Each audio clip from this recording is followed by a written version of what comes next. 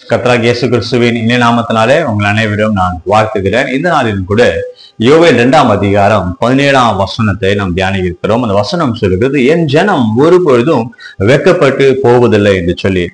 கர்த்தரை சொந்தமா ஏற்றுக்கொண்ட ஒவ்வொருவரையும் கர்த்தர் ஆசீர்வாதத்தை உயர்த்துக்கு தேவனா இருக்கிறார்.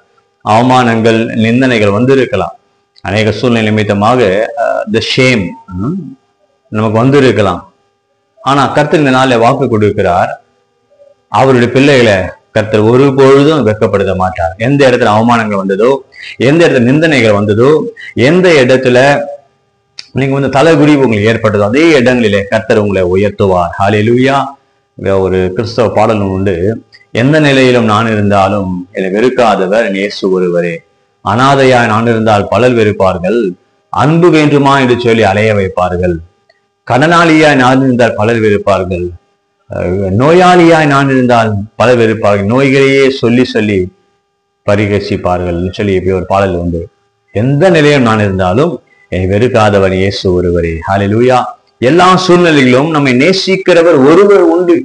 அவர் நம் தகப்பனாகிய இயேசு கிறிஸ்து. அவர் ஒரு நாள் என்ன பண்ண மாட்டாராம், நம்மை வெறுக்க மாட்டார். ஒரு நாள் அவர் தம்முடைய பிள்ளைகளை ஒரு நாள் அவர் வெறுக்க மாட்டார். அவர் ஆசீர்வதித்து உயர்த்துவார். எந்த இடத்துல உங்களுக்கு அவமானம் வந்ததோ, எந்த இடத்துல நிந்தனை வந்ததோ, அதே இடத்துல கர்த்தர் உங்களை ஆசீர்வதித்து உயர்த்துவார். அதனால சோர்ந்து போகாதீங்க, எனக்கு அவமானம் வந்து விட்டது என்று சொல்லி கர்த்தர் அவர் நம்புற பிள்ளைங்களை உயர்த்துவார். உங்கள் மூலமாய் அவர் மகிமைப்படுவார், மகிமையாய் வைப்பார். My people will never be put to shame. அப்ப ஷேமுக்கு ஆப்போசிட் என்னது? வெக்கத்துக்கு ஆப்போசிட் என்னது? கனம், மகிமை. கர்த்தர் நம்மளை உயர்த்துகிற தேவன், நம்மை ஆசீர்வதிக்கிற தேவன். இஸ்ரவேலை ஆசீர்வதிப்பதே அவருக்கு பிரியம். அப்ப அந்த வசனம் சொல்லுது, என் ஜனம் என்று சொல்லி கர்த்தர் சொல்லுகிறார். அப்ப நீங்க என்ன பண்ண வேண்டும்? அவரை உறுதியா பற்றுக்கொள்ள வேண்டும், அவரை நம்ப வேண்டும், அவரை தகப்பனா ஏற்றுக்கொள்ள வேண்டும். அவருடைய பிள்ளைகளை தான் கர்த்தர் என்ன பண்ணுவாராம், அவர் மகிமையா வைப்பாராம். அப்போ தகப்பன், ஒரு நல்ல தகப்பன் உங்களுக்கு உண்டு.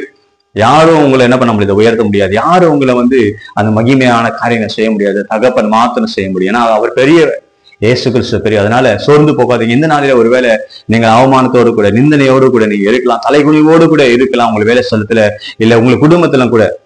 இந்த நாட்களிலே பார்க்கும்போது பணம் இருந்தாதான் மதிப்பு. குடும்பத்திலும் சரி, சமுதாயத்திலும் சரி, நண்பருக்கு மத்தியிலும் சரி, பணம் இருந்தாதான் நமக்கு என்ன பண்ணது, மதிப்பு. பணம் இருந்தாதான் நம்ம என்ன பண்ண ஜனங்க மதிக்கிறாங்க.